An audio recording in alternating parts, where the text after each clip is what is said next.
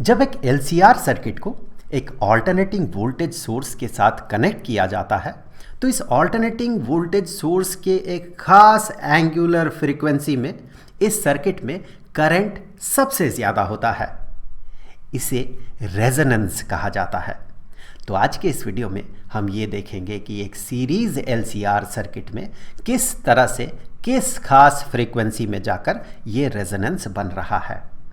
तो LCR circuit हम उस सर्किट को कहते हैं जहां पर एक लोड यानी कि इंडक्टर, एक कैपेसिटर और एक रेजिस्टर जुड़ा हुआ रहे।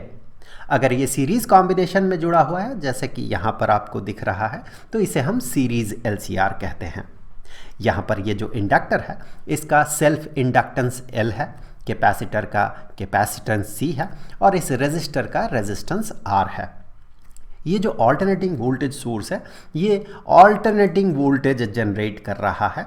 जो वोल्टेज कभी ज़ीरो है तो धीरे धीरे बढ़ते बढ़ते मैक्सिमम हो रहा है यहाँ पर, फिर ये धीरे धीरे घटते घटते ज़ीरो हो रहा है, फिर ये अपोजिट डायरेक्शन में बढ़ते बढ़ते मैक्सिमम हुआ, फिर ये घटते घटते ज़ीरो हुआ। इस तरह से ये ऑसिलेट करता है, इसीलिए ये साइन फंक्शन है एक तरह का। यहाँ पर ये जो आपको फंक्शन दिख रहा है ये है Vm sin ओमेगा टी। यहाँ पर Vm जो है ये इसका पीक वैल्यू है, मैक्सिमम वैल्यू है जो यहाँ पर रिप्रेजेंटेड है, ये Vm है मैक्सिमम वैल्यू। इसे आप ऐसे भी देख सकते हैं, ये जो लेंथ हुआ ये इसका एम्पलीट्यूड है इस ऑसिलेशन का, यही है Vm। ओमेगा एंगुलर फ्रीक्वेंसी है। इसे आप ऐसे भी समझ सकते हैं कि एक आर्मेचर जो कि रोटेट कर रहा है मैग्नेटिक फील्ड में और इसके रोटेशन के कारण यहाँ पर इस तरह का ऑसिलेटिंग वोल्टेज जनरेट हो रहा है। ये जिस एंगुलर स्पीड से रोटेट कर रहा है वही है यहाँ पर ये ओमेगा। इसे इस ऑसिलेशन का एंगुलर फ्रीक्वेंसी भी कहा जाता है। उसके साथ ये T मल्टीप्लाइड है, T फॉर टाइम। यहाँ पर हॉरिजॉन्टल एक्सिस जो है ये टाइम को रिप्रेजेंट कर रहा है और वर्टिकल एक्सिस फिलहाल तो वोल्टेज को रिप्रेजेंट कर रहा है। अब ये जो ओमेगा है जो कि एंगुलर फ्रीक्वेंसी है, ये अगर बढ़ेगा या घटेगा तो ये जो वेव है या फंक्शन है इसका शेप भी चेंज होगा। ओमेगा अगर बहुत ज़्यादा होगा इसका मतलब ये है कि आर्मेचर जो है ये बड़े तेज़ी से मूव कर रहा है या रोटेट कर रहा है, जिसके कारण ये ऑसिलेशन जो है जल्दी जल्दी बनेगा। तो ये जो फंक्शन है ये थोड़ा नैरो हमें दिखेगा और अगर ये ओमेगा ज़्यादा हुआ तो ये जो है ये वाइडर बनेगा ये फंक्शन, क्योंकि ये आर्मेचर धीरे धीरे रोटेट करने के कारण ये ऑसिलेशन भी थोड़ा धीरे धीरे होगा, जिसके कारण कि ज़्यादा समय में एक ऑसिलेशन कंप्लीट होगा। अब इस वोल्टेज सोर्स के कारण इस सर्किट में एक करंट जनरेटेड होगा। उस करंट को हम कुछ इस तरह के फंक्शन से रिप्रेजेंट कर सकते हैं। यहाँ पर ये करंट के लिए जो ग्राफ बन रहा है यहाँ पर भी आप वही देखें, करंट बढ़ रहा मैक्सिमम हो रहा है, फिर घटते घटते ज़ीरो हो रहा है, फिर अपोजिट डायरेक्शन में बढ़ते बढ़ते बढ़ते बढ़ते मैक्सिमम, फिर धीरे धीरे घटते घटते घटते घटते ज़ीरो, और इसी तरह से ये ऑसिलेट कर रहा है। यहाँ पर इस ऑसिलेशन का ये जो आपको एम्पलीट्यूड दिख रहा है वही एम्पलीट्यूड यहाँ पर रिप्रेजेंटेड है। यहाँ पर Vm जो कि इस वाले ऑसिलेशन का, वोल्टेज के ऑसिलेशन का पीक वैल्यू है या पीक वोल्टेज है, और Im जो कि करंट का जो ऑसिलेशन है इसका पीक वैल्यू है। इन दोनों के बीच एक रिलेशन होता है। यहाँ पर वो रिलेशन आपको दिख रहा है। इस रिलेशन में ये जो Z है, Z इस सर्किट का इम्पीडेंस है। यहाँ पर आपको इम्पीडेंस के लिए फॉर्मूला दिख रहा है। इसके बारे में हम लोगों ने पिछले वीडियोस में बात किया है, तो उन वीडियोस का लिंक आपको नीचे डिस्क्रिप्शन बॉक्स में मिल जाएगा। तो यहाँ पर देखिए ये जो इम्पीडेंस है ये इस रेजिस्टेंस पे डिपेंड करेगा, इस रेजिस्टर के रेजिस्टेंस पे, और साथ ही साथ XC जिसे कि कैपेसिटिव रिएक्टेंस कहा जाता है और XL जिसे कि इंडक्टिव रिएक्टेंस कहा जाता है, इन पर भी ये इम्पीडेंस डिपेंड करता है। यहाँ पर XC जो कि कैपेसिटिव रिएक्टेंस है ये होता है 1 डिवाइडेड बाय ओमेगा जो कि एंगुलर फ्रीक्वेंसी है इनटू इस कैपेसिटर का कैपेसिटेंस, और ये जो इंडक्टिव रिएक्टेंस है ये होता है एंगुलर फ्रीक्वेंसी इनटू इस इंडक्टर का सेल्फ इंडक्टेंस। अब यहाँ आगे देखें, करंट का जो फंक्शन बन रहा है वो एक साइन फंक्शन है, यहाँ पर भी ओमेगा टी है, लेकिन यहाँ पर एक फेज़ डिफरेंस बनता है। ये फेज़ डिफरेंस फाई से रिप्रेजेंटेड होता है। अगर इस फेज़ डिफरेंस को हम इस ग्राफ में देखें तो यहाँ पर फेज़ डिफरेंस मतलब दोनों जो फंक्शंस है, दोनों फंक्शंस के बीच जो फेज़ का डिफरेंस है, यानी कि अगर दोनों के पीक्स को देखा जाए तो उन पीक्स के बीच का जो एंगुलर डिफरेंस है वो एंगुलर डिफरेंस यहाँ पर फाई से रिप्रेजेंटेड है। और वो जो फेज़ डिफरेंस है वो फेज़ डिफरेंस उसके लिए फॉर्मूला हमें यहाँ पर दिख रहा है। इसके बारे में भी हम लोगों ने पिछले वीडियोस में डिटेल्स में बात किया है। यहाँ पर आप देखें ये जो Z है और ये जो फाई है, ये दोनों ही रेजिस्टेंस, कैपेसिटिव रिएक्टेंस और इंडक्टिव रिएक्टेंस पे डिपेंड करता है। अब ये जो कैपेसिटिव रिएक्टेंस और इंडक्टिव रिएक्टेंस है, ये दोनों ओमेगा यानी कि एंगुलर फ्रीक्वेंसी पे डिपेंड करता है। अगर हम इस एंगुलर फ्रीक्वेंसी को चेंज करें तो इम्पिडेंस चेंज होगा और साथ ही साथ ये जो फेज़ डिफरेंस है, ये फेज़ डिफरेंस भी चेंज होगा। अगर हम ओमेगा को बहुत कम बना देते हैं तो कुछ इस तरह का सिचुएशन हमें दिखेगा। आप पहली बात तो देखें, ये जो एम्पलीट्यूड है इसका, ये एम्पलीट्यूड चेंज हो गया, घट गया। जो आई एम का वैल्यू है वो आई एम का वैल्यू घट गया है क्योंकि यहाँ पर इम्पिडेंस इंक्रीज कर रहा है। और साथ ही साथ यहाँ पर आप फेज़ डिफरेंस को अगर देखें तो ये फेज़ डिफरेंस, ये जो एंगल है, ये फेज़ डिफरेंस भी इस बार चेंज हो गया है। इसका कारण ये है कि एंगुलर फ्रीक्वेंसी को चेंज करते के साथ ये दोनों टर्म चेंज हो रहा है, जिसके कारण कि ये एंगल और साथ ही साथ इम्पिडेंस का वैल्यू चेंज हो रहा है। इस एंगुलर फ्रीक्वेंसी को जब हमने बहुत ज़्यादा घटाया, उससे हुआ ये कि ये जो टर्म है, चूँकि ओमेगा यहाँ पर डिनोमिनेटर में अपीयर कर रहा है, ये टर्म बड़ा हो जा रहा बहुत, और ये वाला जो टर्म है ये छोटा हो जा रहा। तो यहाँ पर ये जो एक्सप्रेशन है इसका एक पॉजिटिव वैल्यू निकल के आ रहा है, जिसे स्क्वायर करने से ऑब्वियसली पॉजिटिव वैल्यू निकल रहा है, जिससे कि z का वैल्यू बढ़ रहा है। z का वैल्यू बढ़ते साथ जो है आई एम का वैल्यू घट रहा है, इसीलिए ये जो एम्पलीट्यूड है ये एम्पलीट्यूड छोटा हो रहा है। साथ ही साथ यहाँ पर ये जो टर्म है न्यूमरेटर में, इसका वैल्यू बढ़ने के कारण ये जो फाई है ये फाई इंक्रीज़ कर रहा है, मतलब फेज़ डिफरेंस इंक्रीज़ कर रहा है।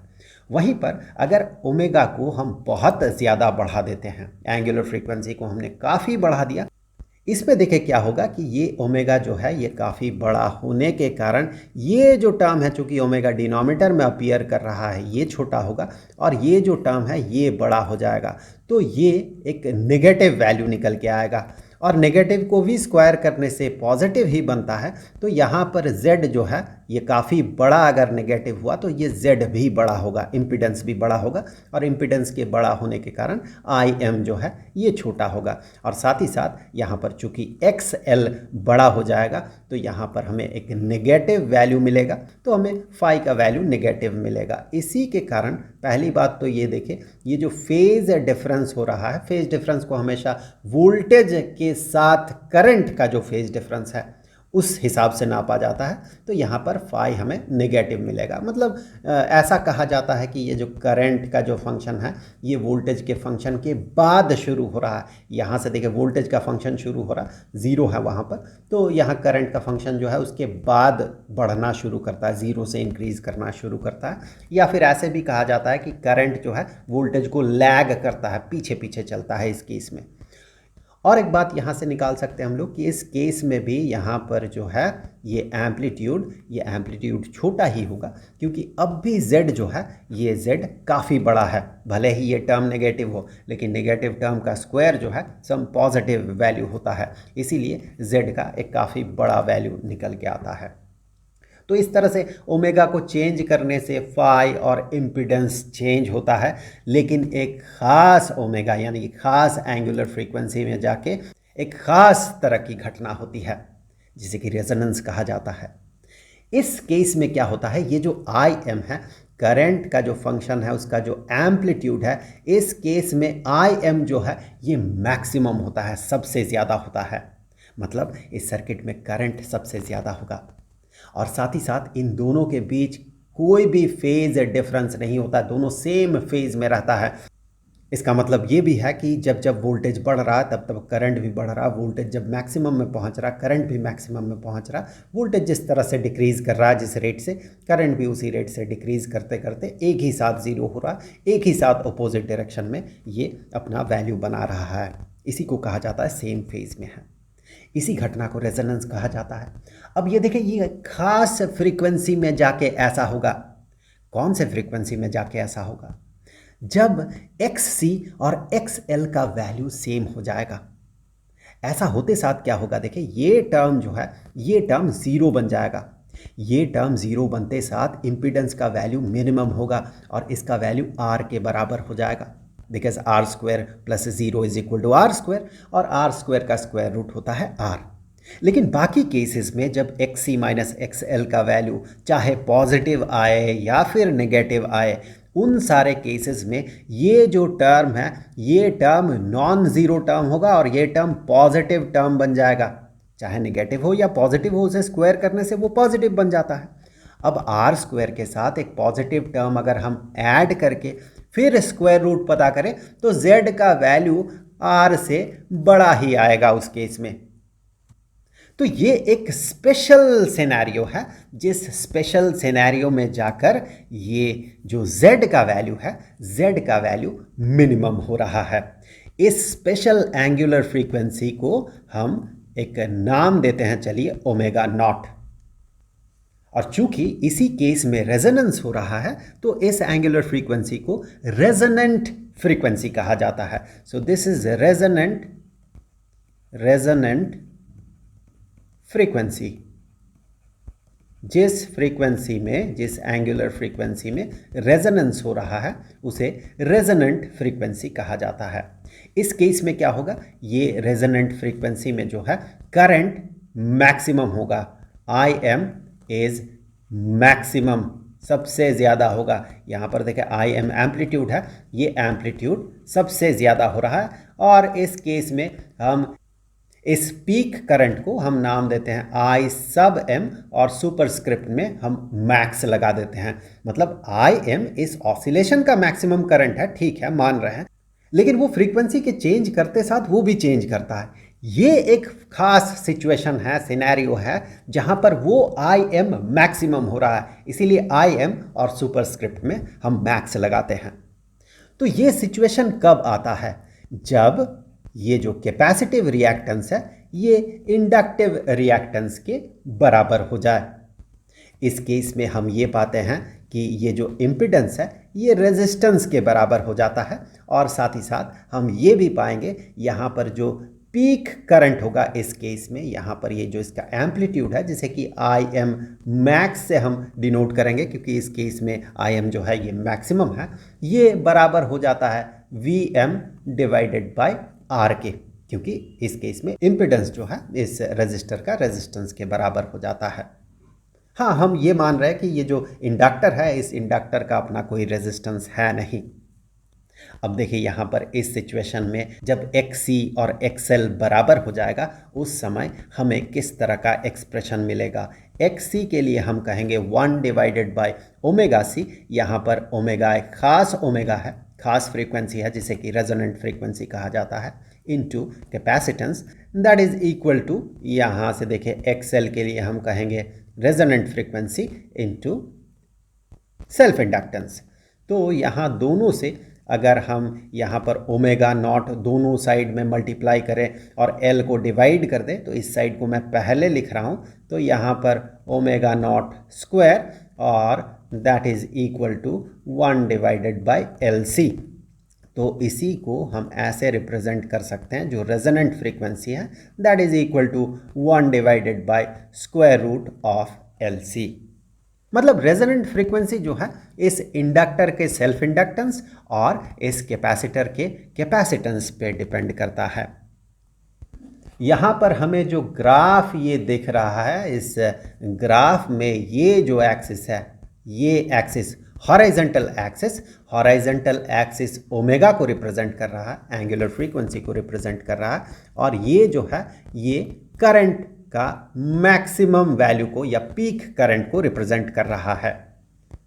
अब जैसे कि हम बात कर रहे थे, ये जो पीक करंट है ये भी फिक्स्ड नहीं होता है, ये ओमेगा के साथ चेंज करता है। तो देखिए यहाँ जो एंगुलर फ्रीक्वेंसी है उसके बढ़ने के कारण आई एम जो है पीक करंट है ये धीरे धीरे बढ़ रहा है, धीरे धीरे बढ़ रहा है, धीरे धीरे बढ़ रहा है। इस तरह से बढ़ते बढ़ते बढ़ते बढ़ते बढ़ते बढ़ते बढ़ते बढ़ते यहाँ पर ये मैक्सिमम हो रहा है। इस केस में मैक्सिमम हो रहा है, मतलब ओमेगा का वैल्यू यहाँ पर अगर आप देखें that omega naught is equal to, इस केस में ओमेगा को हम ओमेगा नॉट कहेंगे and that is equal to 5 unit का है ये। इस केस में ये जो आई एम है ये आई एम मैक्सिमम बन रहा है। यहाँ पर जो एल है दैट मीन सेल्फ इंडक्टेंस है ये 40 यूनिट का है, इसका एसआई यूनिट हेनरी होता है, और कैपेसिटेंस जो है 0.001 फैराड का है। तो यहाँ से आप देखें कैलकुलेशन से हम ये कह सकते हैं कि ये जो ओमेगा नॉट है, ओमेगा नॉट का वैल्यू 5 यूनिट का निकल के आएगा, मतलब 5 रेडियन पर सेकंड निकल के आएगा। तो इस खास केस में देखें करंट जो है ये करंट मैक्सिमम है। यहाँ पर हमने माना वोल्टेज जो है 20 वोल्ट का है, पीक वोल्टेज जो है ये 20 वोल्ट का है, और रेजिस्टेंस जो है ये 5 ओम का है, इसीलिए उसका स्क्वायर जो है 25 है। तो यहाँ पर आप देखें रेजोनेंट फ्रीक्वेंसी के अलावा किसी भी फ्रीक्वेंसी के लिए, चाहे वो बड़ा हो फ्रीक्वेंसी या छोटा हो फ्रीक्वेंसी, पीक करंट का वैल्यू ये घटते ही जाएगा। चाहे आप इधर आएँ या फिर इस तरफ जाएं वो घटेगा ही। इस खास केस में पीक करंट मैक्सिमम हो रहा है, और इस खास केस में जो पीक करंट होता है इसी पीक करंट को हम आई एम मैक्स कहते हैं, जो कि हो रहा है इस वाले एंगुलर फ्रीक्वेंसी के केस में। अब यहाँ पर देखिए अगर L और C इसका वैल्यू चेंज करते जाए तो obviously square root of LC का भी वैल्यू चेंज हो जाएगा, so 1 square root of LC का भी वैल्यू चेंज हो जाएगा। इससे क्या होगा देखिए ये जो ओमेगा नॉट का पोजीशन है ये पोजीशन चेंज करते जाएगा। इस तरह से देखिए हम L को चेंज कर रहे हैं, मतलब सेल्फ इंडक्टेंस को चेंज कर रहे हैं, तो इस तरह से ये चेंज हो रहा है। अगर हम कैपेसिटेंस को चेंज करें तो भी वही चीज़ होगा। इस तरह से देखिए कैपेसिटेंस को हम चेंज कर रहे हैं तो भी देखिए वही चीज़ हो रहा है। रेजोनेंट फ्रीक्वेंसी का जो वैल्यू है वो वैल्यू चेंज कर रहा है। यहाँ देखने वाली बात एक और है कि आप देखिए इसका जो शार्पनेस है, मतलब कितना ये पतला है, ये शार्पनेस भी चेंज कर रहा है। यहाँ पर ये देखिए काफ़ी मोटा है, और धीरे धीरे धीरे धीरे अगर हम L को चेंज कर रहे हैं तो देखिए ये पतला होते जा रहा है। ये जो शार्पनेस है ये शार्पनेस इंक्रीज कर रहा है, ये पतला हो रहा है। तो यहाँ पर जो फंक्शन आपको दिख रहा है ये जितना पतला होता है कहा जाता है कि इसका बैंडविड्थ उतना कम है। इसके साथ रिलेटेड और एक टर्म है जो कि है शार्पनेस, मतलब कितना नुकीला है ये। तो चलिए अब हम लोग बैंडविड्थ और शार्पनेस के बारे में जानेंगे। तो यहाँ पर इस फिगर में ये जो हॉरिजॉन्टल एक्सिस है ये एंगुलर फ्रीक्वेंसी को, और वर्टिकल एक्सिस आई एम को रिप्रेजेंट कर रहा है। यहाँ पर ये जो करंट रिप्रेजेंटेड है ये आई एम मैक्स है, और ऑब्वियसली ये जो एंगुलर फ्रीक्वेंसी है ये रेजोनेंट फ्रीक्वेंसी है।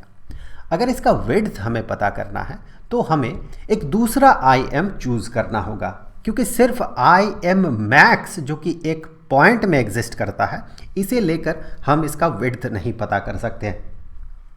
तो उस दूसरे आई एम को हम कुछ ऐसे चूज़ करेंगे कि उस केस में जो पावर डिसिपेशन होगा वो पावर डिसिपेशन इस पीक करंट के लिए, that mean I am max के लिए जो पावर डिसिपेशन हो, जिसे कि हम पी मैक्स कह सकते हैं, उसका आधा हो। और चूंकि ये पावर प्रोपोर्शनल होता है करंट के स्क्वायर के, तो हम कह सकते हैं हम जो आई एम चूज़ करेंगे वो आई एम इस आई एम मैक्स के √2 टाइम्स छोटा होगा। That mean I am max divided by √2 होगा, और हमें पता है कि 1 divided by √2 that is nearly 0.707। तो वो आई एम जो है वो स्पेशल आई एम कुछ इस जगह पे सिचुएटेड होगा। लेकिन यहाँ पर हमें इसका विड्थ जो है ठीक तरीके से दिखेगा नहीं, तो उसी चीज़ को मैं नीचे यहाँ पर ड्रॉ कर रहा हूँ ताकि ये जो विड्थ है ये क्लियरली आपको दिखे।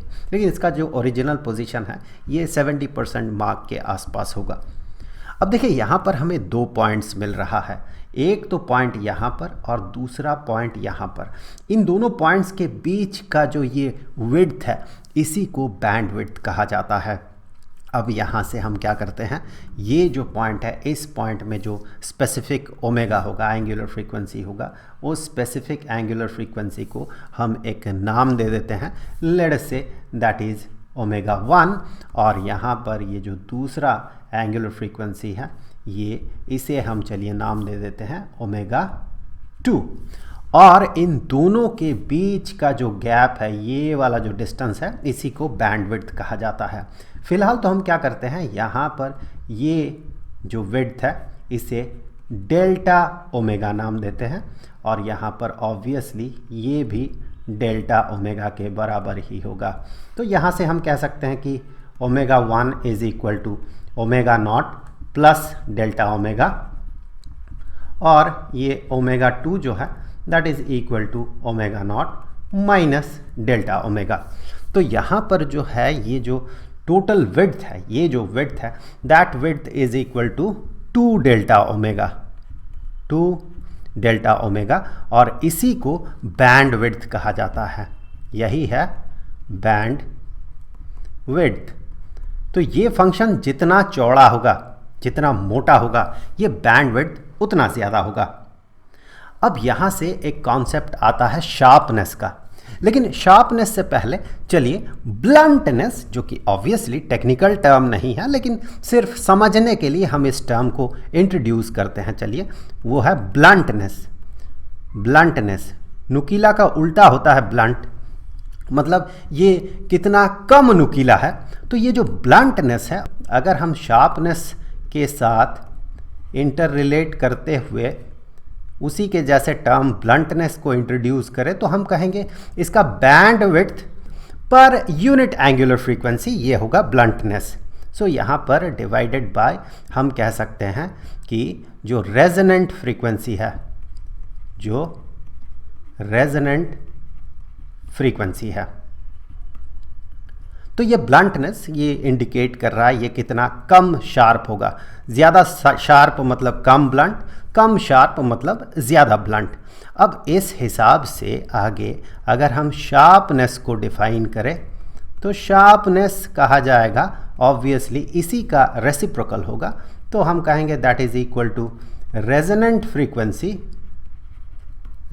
Frequency divided by bandwidth. तो यहाँ से अगर इसके लिए हम फॉर्मूला बनाते हैं तो शार्पनेस, जिसे कि क्वालिटी फैक्टर भी कहा जाता है और इसे Q से भी इंडिकेट किया जाता है, so that is equal to resonant frequency which is omega naught divided by bandwidth which is 2 into delta omega. अब ये जो क्वालिटी फैक्टर यानी कि शार्पनेस है, इसके साथ L का यानी कि सेल्फ इंडक्टेंस का और C का यानी कि कैपेसिटेंस का किस तरह का रिलेशन होता है, अभी हम लोग वो रिलेशन पता करेंगे। इसके लिए हम इस वाले रिलेशन का मदद लेंगे, ये वाला जो रिलेशन है। IM, जो कि जब हम इसे कैलकुलेट करेंगे तो IM is equal to Vm divided by impedance, जो कि इम्पीडेंस होगा square root of R square plus XC minus XL whole square. और इसी चीज़ को हम XL minus XC whole square भी कह सकते हैं, क्योंकि 5 का स्क्वायर ये -5 का भी स्क्वायर होता है। तो इससे कोई फ़र्क नहीं पड़ता। ऐसा करने के पीछे सिर्फ एक ही कारण है कि ऐसा अगर ना करे तो एक नेगेटिव साइन अपीयर करेगा, जो कि इस वीडियो में आगे चल के ऑब्वियसली क्लियर हो जाएगा कि ऐसा क्यों किया गया और वो नेगेटिव साइन क्यों अपीयर करेगा और कहाँ पर प्रॉब्लम आने वाला है। तो फिलहाल तो हम ऐसा लिख सकते हैं। यहाँ देखिए, ये जो है ये आई मैक्स डिवाइडेड बाय √2 के बराबर है। और अगर आप देखें आई मैक्स, तो I max is equal to Vm divided by R। उसके साथ यहाँ डिनोमिनेटर में स्क्वायर रूट है, स्क्वायर रूट ऑफ 2। तो यहाँ पर आप देखें, अगर इन दोनों को हम इक्वेट कराते हैं तो हमें यहाँ पर क्या मिलेगा, सो हम यहाँ से आगे कह सकते हैं वी एम कैंसिल हो जाएगा और डिनोमिनेटर जो है दोनों टर्म का ये बराबर होगा, दोनों तरफ हम स्क्वायर कर रहे हैं तो ये बन गया आर स्क्वायर, और यहाँ पर एक्सएल के जगह पे हम कहेंगे ओमेगा 1 एल, ओमेगा 1 क्यों? क्योंकि आई एम देखे किस जगह पे हो रहा है, आई एम का अगर पोजीशन देखे तो यहाँ पर आई एम अपीयर कर रहा है, इस लेवल पे आई एम है। उस आई एम के लिए अगर एंगुलर फ्रीक्वेंसी देखे तो वो एंगुलर फ्रीक्वेंसी ओमेगा 1 है, तो वही ओमेगा 1 यहाँ पर omega 1 into L minus 1 divided by omega 1 into C, capacitive reactance, इस केस का कैपेसिटिव रिएक्टेंस, इसका square that is equal to R square, 2r square, R square into 2, so 2r square. अब यहाँ से देखिए आर स्क्वायर अगर दोनों साइड से हम सब्ट्रैक्ट कर देते हैं तो हमें यहाँ पर मिलेगा omega 1 L minus 1 divided by omega 1 C, इसका square that is equal to R square. दोनों साइड से हमने आर स्क्वायर सब्ट्रैक्ट कर दिया। अब दोनों साइड से अगर हम स्क्वायर रूट लेते हैं तो ये बन गया omega 1 L minus 1 divided by omega 1 C is equal to R. यहाँ पर देखिए जब हम स्क्वायर रूट लेते हैं तो उसका वैल्यू होता है प्लस या माइनस। अगर यहाँ पर इस टर्म को हम पहले लिखते, इस जगह पे एक्स सी को पहले लिखते तो यहाँ पर नेगेटिव को कंसिडर करना होता है, नेगेटिव आर को कंसिडर करना होता। लेकिन नॉर्मली जब हम स्क्वायर रूट लेते हैं तो हम पॉजिटिव टर्म को ही कंसिडर करते हैं, इसीलिए यहाँ पर ऐसा किया गया। अगर आप एक्स सी माइनस एक्स एल लिखते तो आप आगे चल के समझ पाते कि एक नेगेटिव साइन अपीयर कर रहा होता है अगर इसे हम पॉजिटिव कंसिडर करते, इसीलिए इसे स्वैप किया गया यहाँ पर।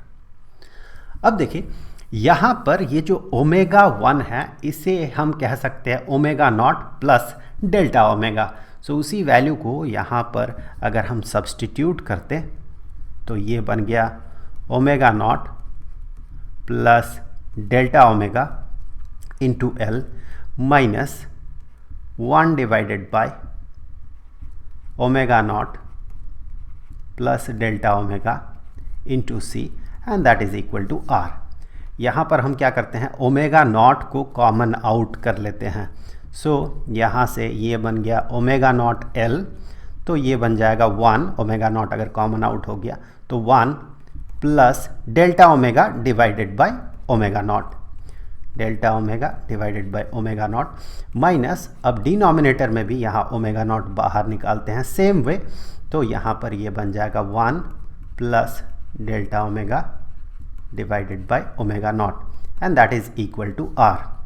तो आप गौर से देखें ओमेगा नॉट सी जो है 1 divided by omega not C, 1 divided by omega not C that is equal to omega not L, क्योंकि इस खास फ्रीक्वेंसी में जाकर क्या होता है एक्स सी, उस केस में एक्स सी एक्स एल के बराबर हो जाता है। That is Y 1 divided by omega not C जो कि एक्स सी के बराबर है, ये ओमेगा नॉट एल जो कि एक्स एल के बराबर है, इन दोनों के बराबर हो गया। तो उस हिसाब से हम कह सकते हैं omega naught L into 1 plus delta omega divided by omega naught minus यहाँ पर 1 डिवाइडेड बाय ओमेगा नॉट सी, इसे हम ओमेगा नॉट एल कह सकते हैं।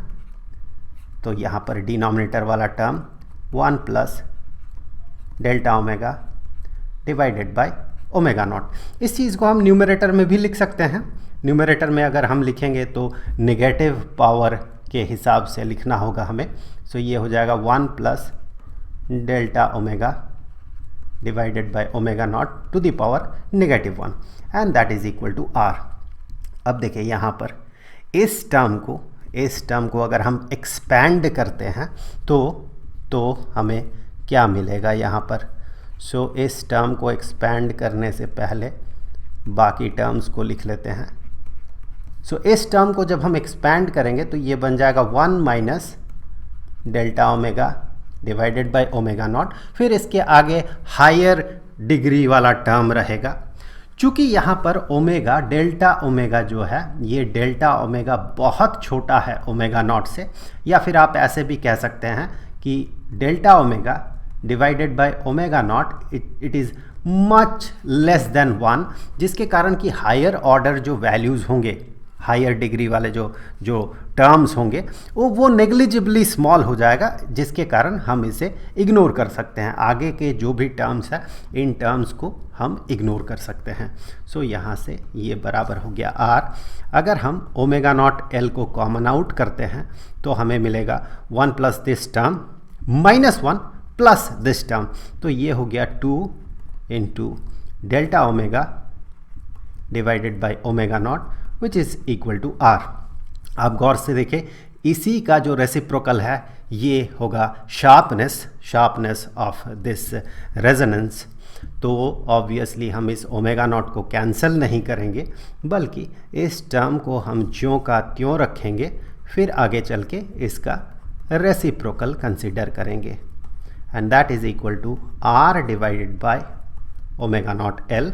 सो यहाँ से आगे हम कह सकते हैं कि दोनों साइड का रेसिप्रोकल कंसीडर करते हुए omega naught divided by 2 delta omega that is equal to omega not L divided by r। और यही जो है ऑब्वियसली यही जो है ये शार्पनेस के लिए फॉर्मूला है। शार्पनेस या फिर इसी को क्वालिटी फैक्टर भी कहा जाता है, quality factor of this resonance, जिसे कि Q से इंडिकेट किया जाता है। तो उसके लिए फॉर्मूला हमें यहाँ पर मिला। तो देखिए क्वालिटी फैक्टर का L के साथ किस तरह का रिलेशन है कि ओमेगा नॉट यानी कि resonant frequency into self inductance divided by resistance that is equal to quality factor. अब यहाँ पर देखिए, अगर हम C को इंट्रोड्यूस करना चाहते हैं तो हमें पता है कि 1 divided by omega naught C is equal to omega naught L। तो ओमेगा नॉट L के जगह पे 1 divided by omega naught C अगर हम इंट्रोड्यूस करते हैं तो यही चीज़, यही क्वालिटी फैक्टर जो है, इसी को हम क्वालिटी फैक्टर कहते हैं। That quality factor is equal to 1 divided by omega naught C into R। तो यहाँ से देखिए हमें दो फार्मूला मिला, एक में C के साथ रिलेशन है, दूसरे में L के साथ रिलेशन है। तो मुझे उम्मीद है कि वीडियो आपके लिए हेल्पफुल रहा होगा। अगले वीडियो में हम लोग पावर इन AC सर्किट और पावर फैक्टर पे बात करेंगे, जिस वीडियो का लिंक आपको यहाँ पर स्क्रीन पे मिल जाएगा।